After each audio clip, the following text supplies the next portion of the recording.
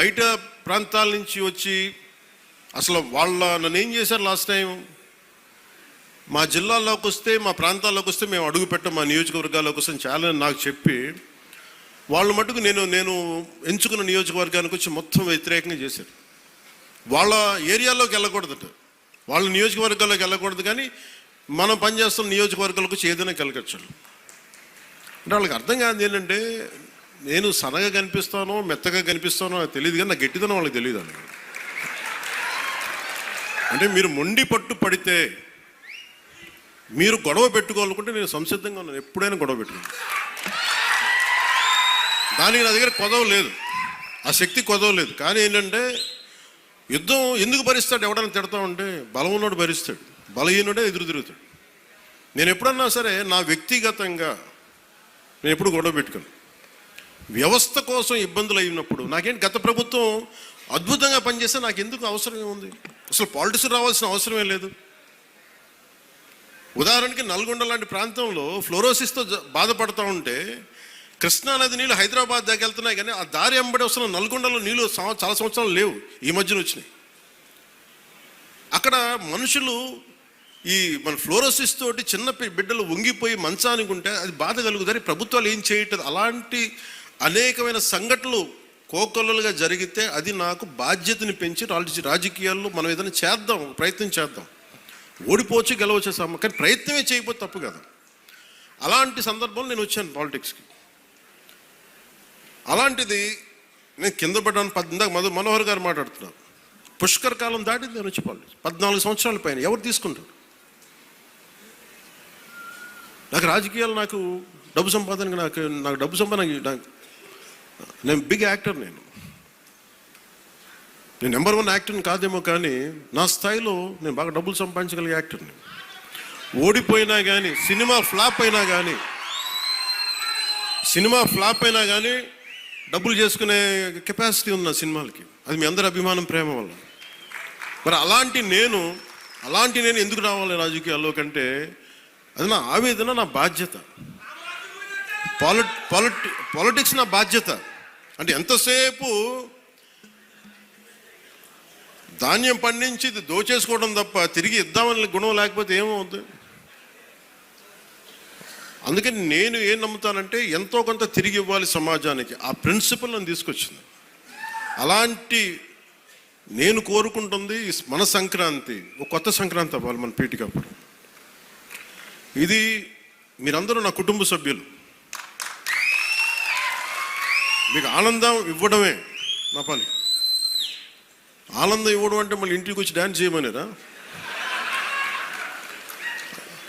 అంటే మీరు బలం అవ్వడానికి నేను చేదోడు వాదోడు అవుతాను. అలాగే మా ఇంటికి వచ్చే పేరెంటాలకు వచ్చే ఎన్ని పేరెంటాలు వస్తే పని వాళ్ళు చేస్తారు, పనులు కూడా చేయాలి కదా. అలాగే సంక్రాంతికి నాకేమనిపించిందంటే పీఠికాపురం పర్మనెంట్గా ఒక సంక్రాంతి ఉత్సవాలకి పండగ కావాలి. అంటే ఇది సంక్రాంతి, ఓణం ఎట్లా ఉంటుందంటే మాది కూడా మన హార్వెస్ట్ ఫెస్టివల్ మన కేరళలో. అది భూమిని నమ్మే ప్రతి ఒక్కరి పండగ అది. మరియు కేరళలో చాలా ఒక అనూహ్యంగా ఏంటంటే అన్ని మతాలు జరుపుకుంటారు. సో నా మనసులో కూడా మన సంక్రాంతి అన్ని మతాలు జరుపుకోవాలి. అది ప్రకృతి ఆరాధన నుంచి పుట్టిన మన సంస్కృతి ఇచ్చిన వారసత్వం ఇది. ఈ వారసత్వాన్ని భవిష్యత్ తరాలకి అందించడం మన బాధ్యత. ఈరోజు పీఠికాపురంలో జరుగుతున్న సంక్రాంతి సంబరాలు మనకి భవిష్యత్తులో అందరికీ అలాంటి జ్ఞాపకాలని ఇవ్వాలని మనస్ఫూర్తిగా కోరుకున్నాను.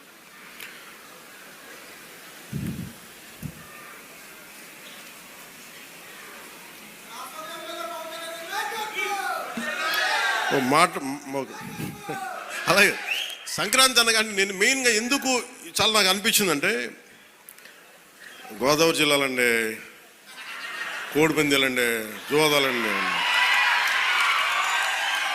సంక్రాంతి తాలూకు అంటే సంక్రాంతి అంటే కోడిపందాలు, జూదాలు, పేకాట. ఓకే, నేను సరదా, అదేం కాదంటలేదు, చేసేవాళ్ళని చేసుకోమని చెప్పి నాకు ఇబ్బంది లేదు. కానీ అంటే నేను తెలంగాణ స్నేహితులు కూడా చెప్తా ఉంటాను, హైదరాబాద్ నేనే ఇంట్లో ఉంటే, నేను హైదరాబాద్లో ఉంటే ఇప్పుడు 10 years బ్యాక్ మేము ఎక్కడికి వెళ్తా అంటే మేము భీమవరం వెళ్ళిపోతామండి, లేదంటే మేము తూర్పుగోదావరి వెళ్ళిపోతాం. దేనికి అంటే మేము అక్కడ ఈ కోడి పందాలకి ఎంత డబ్బులు వేస్తారని నాకు తెలియదు కూడా తెలియదు. నాకు అప్పుడు అర్థమైంది. అంటే నేను అనేది సంక్రాంతి అంటే కేవలం కోడి పందాలు, పేకాట, జూదం దగ్గరికి పరిమితం అయిపోతే రాంగ్ ఇండికేషన్ వెళ్తుంది సొసైటీకి. ఇంకెక్కడ వెళ్ళాం మనం. అది మార్పు రావాలి అంటే, ఎందుకంటే మన సంస్కృతిని మనల్ని దేనికైతే అసలు మూలం ఎట్లా ప్రారంభం అది మర్చిపోయాం అనుకోండి, మర్చిపోతే అది దారి తప్పేస్తాం. అప్పుడు మీకు మెకాలే చెప్పినట్టుగా ఒకరిని దెబ్బ కొట్టాలి, ఒకరిని సంస్కృతిని, దేశాన్ని వైపౌట్ చేయాలంటే ముందు వాళ్ళ సంస్కృతిని చంపేయడం. సో ఇది సంస్కృతి మూలాల్ని పరిరక్షించడానికి, మర్చిపోకూడదని చెప్పడానికే ఈ వేడుక ఈ రోజున పీఠిక. ఇది మొత్తం రాష్ట్రంలో ప్రతి నియోజకవర్గంలో ఇది అవ్వాలి.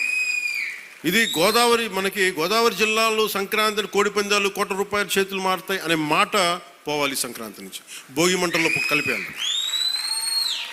సరదాగా చేసుకుంటారో ఏం చేసుకుంటారో అది వేరే, కానీ అది మట్టుకు ప్రత్యేకంగా కనిపించకూడదు.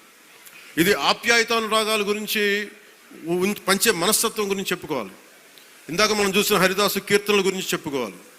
గరగ నృత్యాలు, గంగిరెద్దులాటలు, కోలాటలు, భజనల గురించి చెప్పుకోవాలి.